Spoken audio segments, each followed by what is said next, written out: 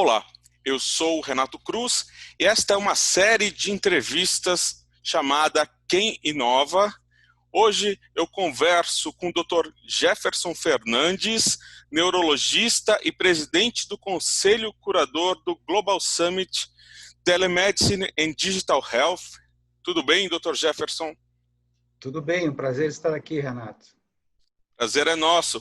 E também com o Dr. Antônio Carlos Endrigo, diretor de tecnologia da Associação Paulista de Medicina. Tudo bem, Dr. Antônio?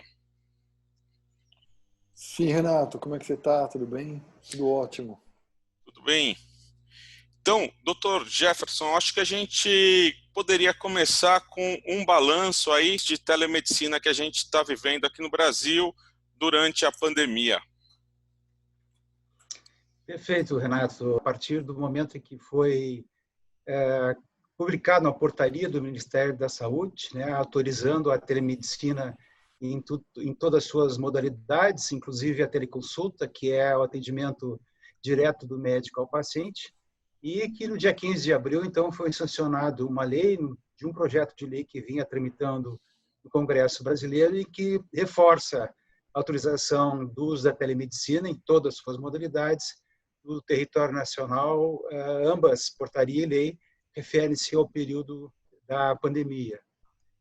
E de lá para cá tem sido enorme a utilização da teleconsulta, principalmente nessa situação da Covid-19. Já são milhares de pessoas que estão sendo atendidas à distância, na maior parte em seus domicílios, por vários serviços que estão prestando atendimento a essas pessoas e por vários médicos, que estão prestando atendimento, não só as pessoas que eventualmente queiram tirar dúvidas com relação ao que elas estão sentindo, atendimento àquelas pessoas que têm a Covid e que podem ser cuidadas em casa, mas também aquelas pessoas que têm outros problemas de saúde, Porque, em tese, a gente está hoje falando muito sobre a Covid e as outras doenças, hipertensão, diabetes, problemas cardíacos, neurológicos, seguem acontecendo. E essas pessoas, com receio de ir a consultórios ou a clínicas, elas, então, estão tendo a necessidade urgente também de serem atendidas em casa. Então, o crescimento no Brasil tem sido exponencial, a gente pode dizer, e no mundo também, mesmo em países que há muitos anos, há muitas décadas, utilizam a telemedicina e a teleconsulta, esse crescimento foi extraordinário nesse período de pandemia. E, doutor Antônio, qual é a sua avaliação da experiência até agora? Como tem sido a adaptação dos médicos e dos pacientes a esse novo cenário? Renato, a princípio está bem complicado, porque já vem essa discussão sobre telemedicina, já vem desde o ano passado com a publicação da lei Resolução 2227, que foi revogada no início de 2019, por pressão dos Conselhos Regionais de Medicina, e por conta dessa revogação, o preparo dos médicos no uso da telemedicina e dos seus pacientes ficou parado o tempo inteiro. Agora, por conta desse momento que nós estamos passando de isolamento social horizontal, fez com que os médicos e os pacientes tivessem que se adaptar rapidamente na adoção de uso de plataformas e poder fazer seus atendimentos. Isso poderíamos estar bem melhor, poderíamos estar mais bem preparados para esse momento. Infelizmente, por conta de todo esse imbróglio que aconteceu no ano passado pelos Conselho Federal de Medicina e os conselhos regionais, estamos agora, nesse momento, correndo o máximo que a gente pode frente a isso. A Associação Paulista de Medicina tem procurado ajudar os médicos em se adaptar a isso. De que forma? A gente fez uma parceria por uma plataforma adequada às questões éticas e questões de segurança, para os médicos poderem fazer o atendimento remoto, e também disponibilizamos um curso online, ao qual o Dr. Jefferson é o coordenador do curso, para que os médicos possam se capacitar e poder fazer esse tipo de atendimento. Uma coisa é os médicos fazerem atendimento presencial, outra coisa é fazer o atendimento dos seus pacientes de forma remota. Então, é assim que nós estamos ajudando os médicos nessa questão para eles se prepararem para esse tipo de atendimento. E por que havia essa resistência à telemedicina antes aqui no Brasil? Bom, existem vários fatores, né? Existem várias questões que eram levantadas por aqueles que rejeitavam ou eram radicalmente contra esse tipo de atendimento. Primeiro é a questão de que ia afastar o médico do paciente. Obviamente, o atendimento remoto ele tem as suas limitações. Ninguém está contra isso, ninguém está rejeitando isso. Existem essas limitações. Mas, mesmo frente a essas limitações, muito pode ser feito no atendimento médico-paciente de forma remota, principalmente as patologias ou atendimentos de baixa complexidade, orientações, monitoramentos. Algumas patologias também é possível ser feito diagnósticos de forma remota. O Dr. Jefferson mencionou a questão do coronavírus. Hoje, a população em geral já sabe quais são os principais sintomas, né?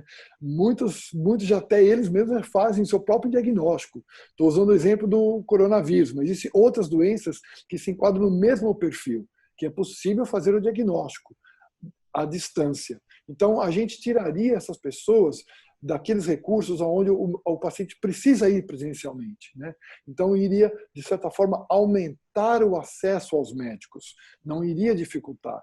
Iria, mais que isso, Renato, iria aproximar os pacientes dos médicos, porque muitos pacientes deixam de ir ao médico por questões de distância, por questões de horário, por questões de dificuldade de transporte, dificuldade de locomoção do paciente.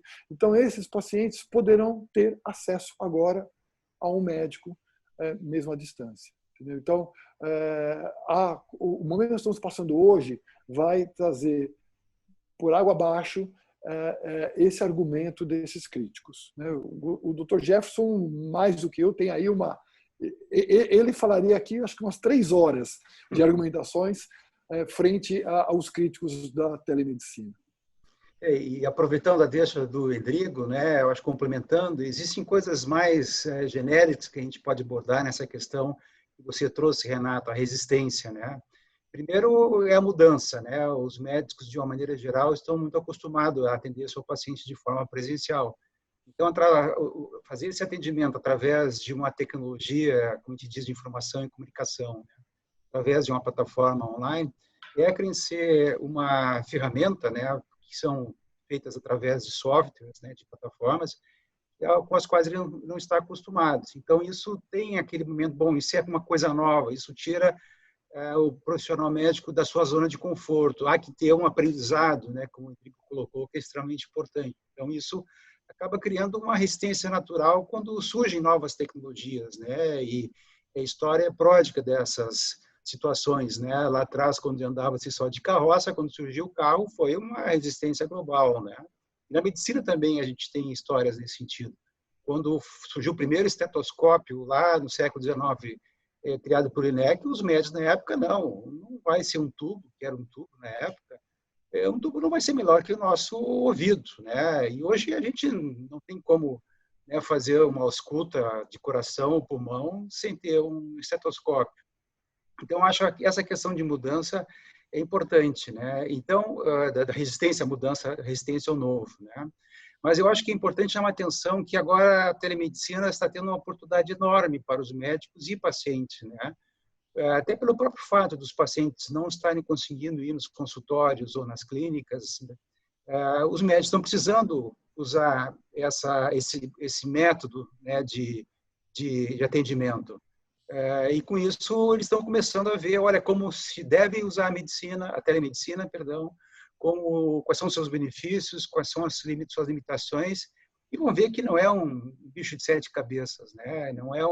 Ele é um complemento ao atendimento presencial, né? E que numa situação como essa de pandemia é extremamente benéfica, né? Então eu acredito que essa experiência, número grande de médicos que estão usando atualmente a teleconsulta, vai mostrar, primeiro, que ela tem o seu espaço, tem o seu papel, é extremamente importante em situações como essa que a gente está vivendo, e vão entender que não está havendo aí nenhuma competição, não é para substituir a consulta presencial, e sim como um complemento, com mais uma maneira de poder trazer os pacientes para próximo de si. E os pacientes adoram, né? Todos que estão utilizando essa ferramenta adoram porque sabem que quando há necessidade, o médico vai indicar um atendimento presencial, seja no consultório dele, ou encaminhamento a algum colega, ou encaminhamento a um pronto-socorro, se for o caso de urgência, né? Então, ele tem mais acesso e, eventualmente, na hora que ele precisa, e mais ainda no conforto de sua casa.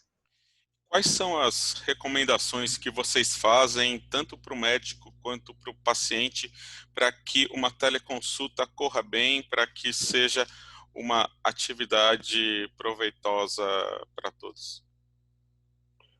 Por favor, Rodrigo, vai. Existem 4 fatores que devem ser contemplados no atendimento remoto, né, que faz parte de uma metodologia de atendimento, e os médicos não podem deixar de seguir essa sequência, cumprir o uso desses pilares que eu vou mencionar.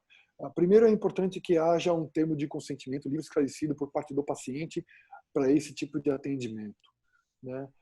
Porque ali fica explícito que existem limitações para esse tipo de atendimento. É importante que o paciente sempre ele refira qual é o motivo pelo qual ele está procurando o médico, pelo qual ele vai ser atendido. Isso tem um aspecto importante, porque mostra que não é o médico que está procurando o paciente, é sim o paciente, porque ele tem alguma queixa, ele tem algum sintoma, ele tem algum problema, então ele está procurando o paciente. Sobretudo, é fundamental que o médico faça o registro desse atendimento. Aonde? De preferência num prontuário eletrônico, mas na ausência disso, que ele anote isso num prontuário e faça todo o registro dos sinais, dos sintomas, das informações que ele colheu do paciente, onde ele está fazendo a investigação diagnóstica daquele caso específico. E, por último, Renato, é primordial que ele devolva para o paciente um sumário desse atendimento, né?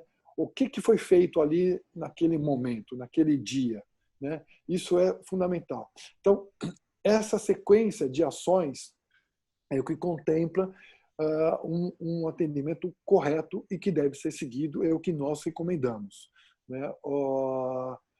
Que muitas vezes, numa consulta presencial, não acontece, né? Então, mas no caso da telemedicina, ela tem essa obrigatoriedade de se seguir todos esses passos.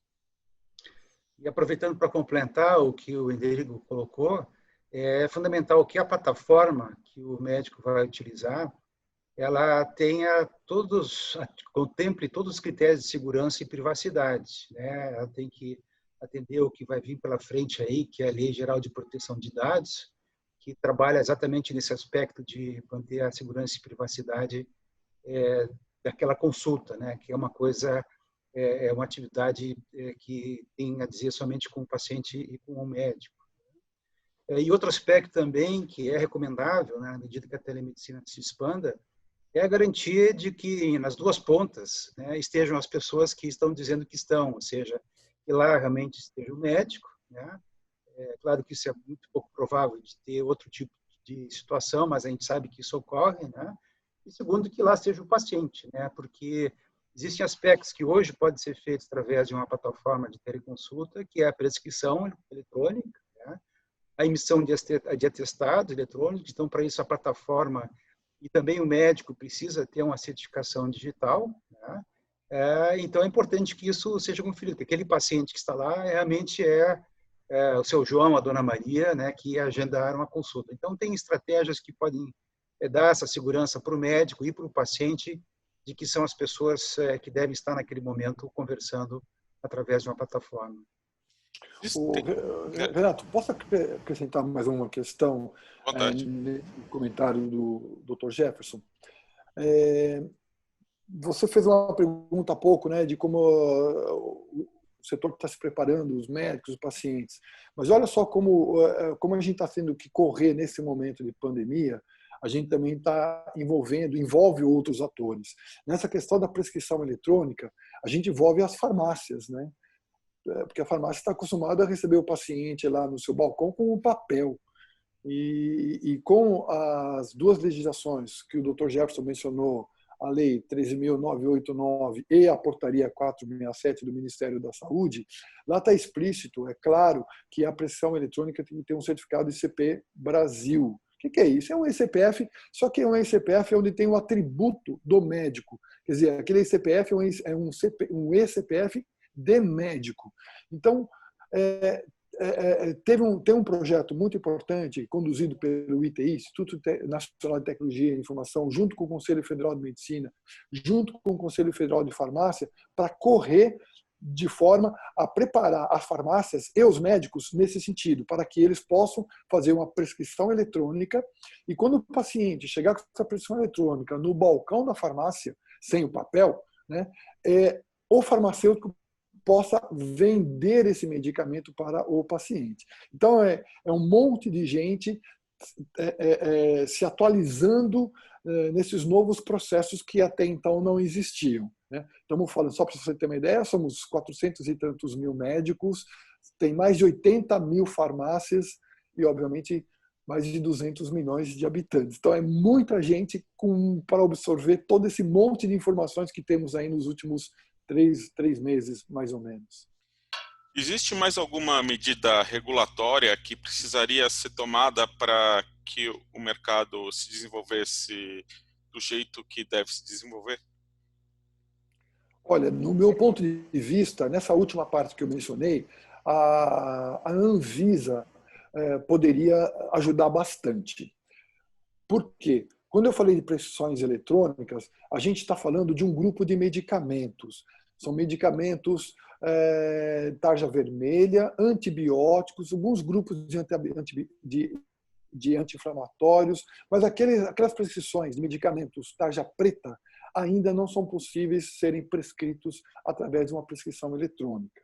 Né? Entretanto, nós que estamos envolvidos neste negócio de tecnologia, né, essas novas tecnologias, a gente está convicto que é muito mais seguro uma prescrição eletrônica do que uma prescrição em papel. Então, bastaria a Anvisa fazer uma RDC, uma resolução específica, porque nós temos muitos... Vamos lembrar que estamos falando de coronavírus, mas as outras doenças não deixaram de acontecer. Professor Jefferson é neurologista, está acostumado a prescrever medicamentos tarja preta. São pessoas que, às vezes, não conseguem ir até um consultório do médico. Como ele pode, e são remédios que ele toma de forma contínua. Eventualmente tem uma alteração da dosagem ou a substituição do remédio, mas são remédios que ele vai tomar muitos a vida inteira. Como que ele faz a troca desses medicamentos? Como que o médico vai mandar o medicamento para ele? Então, esses medicamentos tarja preta têm uma importância muito grande. E esses pacientes precisam ter continuidade no uso desse medicamento. Então, a Anvisa poderia nos ajudar bastante nesse momento, falando especificamente dessa questão desses medicamentos tarja preta. E assim, nós temos que pensar também no pós-Covid, né? A gente não sabe quanto tempo essa pandemia vai durar, mas essa liberação da teleconsulta, seja pela portaria ou pela lei, é para esse período da pandemia. Mas os benefícios da telemedicina continuam, né? Estão existentes e a teleconsulta é utilizada há muitos anos, algumas décadas, nos Estados Unidos, na Europa, na Ásia e inclusive na África, né? Em países como Angola e Senegal e outros países também. Então, nós temos que pensar nesse sentido, né? Que se possa evoluir na questão da legislação e da regulamentação, principalmente da teleconsulta, que realmente é o ponto crítico, né? Para que se possa dar continuidade a esse tipo de suporte, não só aos pacientes, como também aos médicos, né? E se a gente for olhar o mundo real, são muitos dos médicos que hoje, buscando apoiar os seus pacientes, as famílias de quem eles cuidam, fazem diagnósticos e dão orientações de tratamento através de sistema de comunicação como o WhatsApp, né? Vem lá a mãe mostrando uma lesão, uma foto de um problema na pele do Pedrinho, né, do filhote, e o pediatra ou o dermatologista olhando aquilo e vendo que é algo simples, olha, não se preocupe, isso é tal coisa, passa tal creme, né? Então, O mundo real vem praticando já a teleconsulta, só que não de uma maneira segura, né? Não utilizando plataformas que sejam próprias para o atendimento de telemedicina, e hoje essas plataformas podem ser utilizadas em computadores, em tablets, em smartphones, ou seja, de qualquer lugar praticamente, né? Claro, desde que haja ali a privacidade para o seu uso. E temos que dar continuidade, né? Então, é fundamental esse movimento que algumas instituições e vários médicos estão fazendo para se discutir e se encaminhar a questão de evoluir com a legislação para pós-pandemia e com a regulamentação, né? Então, eu acho que esse aí é um aspecto importante que a gente precisa pensar e discutir. Aproveitar essa boa experiência para que isso seja alguma coisa perene, que não seja limitada aqui a esse cenário de pandemia. E como vocês veem também a evolução da telemedicina, porque uma videochamada, uma webconferência é somente uma das ferramentas que podem ser usadas em telemedicina, né? Como que vocês veem a evolução disso? Eu acho assim importante você ter feito essa pergunta, Renato, porque na verdade a telemedicina é um modelo de atendimento, né? Ela usa algumas ferramentas que são os hardwares, né? Os computadores, tablets, smartphones e softwares, né? Que são as plataformas de atendimento por telemedicina que estão acopladas a plataformas de comunicação, né? Então é necessário que o médico saiba como fazer esse atendimento remoto, né? Como o Rodrigo comentou um pouco antes, né? Não é simplesmente pegar um WhatsApp e bater um papo, né? O médico tem que estar capacitado para fazer isso, porque na realidade telemedicina é medicina sendo praticada através de recursos tecnológicos. Então ele precisa conhecer toda a parte de legislação e regulamentação que existe nesse sentido, quais são os componentes que são necessários ter numa plataforma, porque essa teleconsulta seja feita de uma forma segura e com privacidade, como ele vai, através de uma plataforma online, através de um sistema audiovisual, transmitir confiança, segurança, empatia, acolhimento ao paciente, né? Então, existe uma série de orientações que são necessárias de serem conhecidas, né, para que o médico possa estabelecer essa relação e que gere lá na outra ponta uma percepção de que o paciente está sendo bem atendido e bem cuidado. Passa pelo ambiente que o médico está inserido, o que tem ali atrás do seu consultório virtual, como ele está vestido, como ele conversa com o paciente, quer dizer, a posição da câmera, ele está olhando nos olhos do paciente. Então, são uma série de estratégias que precisam ser colocadas, além daquelas que é conhecer as limitações da telemedicina, né? Então, um paciente que está numa situação de urgência, ele não deve ser atendido por telemedicina, ele pode ser orientado para medidas imediatas, ele ou a família, e ser encaminhado por um pronto-socorro. Não é a forma mais adequada de se tratar uma urgência. Também aqueles pacientes que têm problemas emocionais muito complexos e que não se sentem confortáveis, ou o médico perceba que aquela consulta não está indo da forma que deveria ir, encaminhar para um acolhimento presencial, né? Então, são apenas alguns exemplos que são importantes para se praticar uma telemedicina responsável. E esse nome é fundamental, uma telemedicina responsável, com ética, com segurança e com qualidade. E nesse curso que nós criamos pela Associação Paulista de Medicina, o curso básico de capacitação em telemedicina, que é um curso à distância, a gente procura trabalhar todas essas questões, né, com exemplos, chamando atenção, com literatura adicional, que os profissionais que fazem o curso têm para consultar e dar continuidade na sua capacitação. Então, isso é fundamental. Nós temos que pensar que nós estamos cuidando de vidas e é um método que pese não é novo. No Brasil, ele é recente, né? E, como todo método, o médico precisa aprender como usá-lo da melhor forma. Antes de a gente encerrar aqui, eu queria perguntar que recomendações que vocês fazem no âmbito aí desse nosso assunto da telemedicina para quem está nos assistindo nesse momento de isolamento, preocupado com a própria saúde, com a saúde dos seus entes queridos. O que vocês recomendam para quem está até angustiado num momento como este?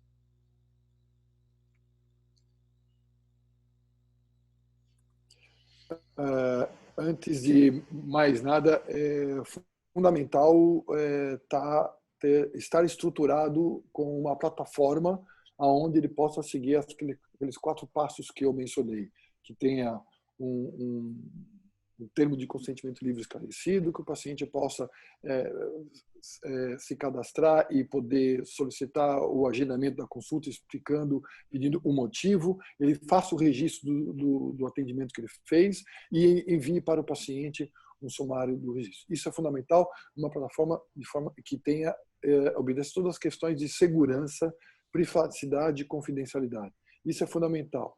O outro ponto é o que o Dr. Jefferson falou agora há pouco, que ele faça um curso de capacitação. Por mais que a gente ache que estamos preparados para falar com uma câmera, você, Renato, sabe muito bem como é que funciona isso. Eu já fiz alguns cursos de media training. Na hora que você fala com uma tela, ela não exprime tanto emoções. É uma emoção bidimensional, ela não é tridimensional. Então, você pode ter alguma dificuldade de se relacionar e o paciente precisa muito disso. Ele precisa sentir o médico para que tenha confiança e seguir as recomendações que o médico vai dar ali para ele. Então, esse treinamento, essa capacitação, ela é fundamental. Seguindo isso, eu acho que dá para a gente evoluir bastante no uso da telemedicina, para a gente expandir e ampliar o acesso dos pacientes aos seus serviços de saúde e aos médicos. Dr. Jefferson, alguma recomendação para quem é paciente? Sim, isso que eu ia comentar. Para pacientes, o que eu primeiro colocaria? Saber que existe essa modalidade de atendimento médico, né? Que existem serviços, sejam instituições, sejam profissionais médicos, sejam clínicas, que hoje estão prestando esse tipo de atendimento. É importante olhar bem, né, que instituição é essa, que profissional é esse, e pesquisar um pouco, né, sobre o que está sendo feito, como é que é a satisfação das pessoas que estão utilizando aquele serviço ou outro, ou, no caso, que as pessoas já têm os seus médicos, né, de perguntar, olha, não podemos fazer uma teleconsulta nessa situação aqui, e à medida que isso está se disseminando, a maioria dos médicos estão entendendo e estão se voltando para o atendimento teleconsulta. Então, com isso, se previne, no caso atual da pandemia, que as pessoas precisem sair do seu distanciamento social, do seu isolamento domiciliar, a não ser que seja realmente necessário, e isso o médico pode definir, né, orientar a pessoa se realmente precisa de um atendimento presencial.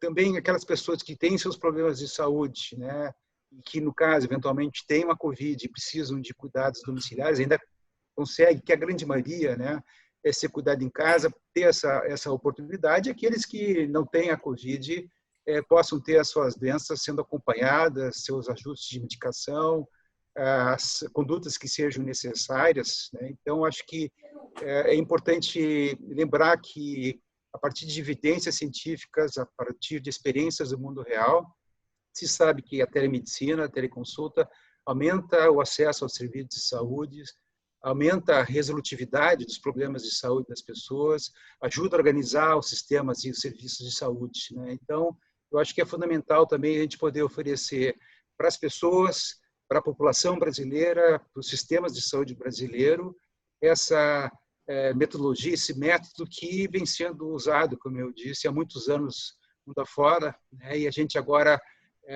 está tendo a oportunidade de fazê-lo no Brasil, né? Então a gente brinca, né? Às vezes levam décadas para as coisas acontecerem, que era o caso da medicina. Há muito tempo a gente vem, né, lutando para que a teleconsulta seja aprovada. E às vezes décadas acontecem em poucas semanas. Então esse talvez seja um efeito colateral positivo da situação que a gente está vivenciando. Eu conversei sobre telemedicina com o Dr. Antônio Carlos Endrigo, diretor de tecnologia da Associação Paulista de Medicina. Muito obrigado, doutor Endrigo. Muito obrigado, Renato. Foi um prazer falar com vocês aqui, abordar esse assunto hoje de extrema importância. Também com o Dr. Jefferson Fernandes, que é neurologista e presidente do Conselho Curador do Global Summit Telemedicine and Digital Health. Muito obrigado, Dr. Jefferson. Eu que agradeço o convite, né, e recomendo, usem máscara e mantenham o distanciamento social. Um abraço a todos. Abraço, eu sou Renato Cruz e esta é uma série de entrevistas chamada Quem Inova, do InovaJor. Muito obrigado a você que acompanhou este vídeo e até a próxima.